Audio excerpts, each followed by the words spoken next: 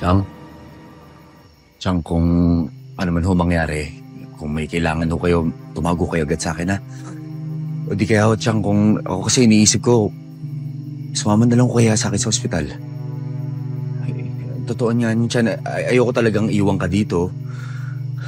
Ayoko kitang maiwan mag-isa, pero si Elsie iniisip ko rin eh. Nak, hindi naman tayo maaaring magsiksikan sa ospital.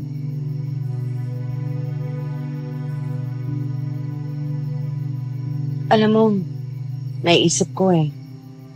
Dahil sa nangyari kay Mang Tonet, isa lamang ang malinaw, hindi lamang dinadakip ang mga atubaw, kung hindi pinapatay din sila.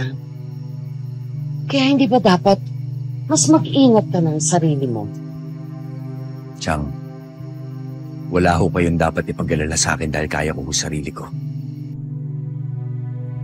At oras ho na masigurado ho natin na maayos na hong kalagayan ni Elsie. Hahanapin ko ang gumawa nito kay Ma'am Tonet. Pagbabayarin ko silang lahat.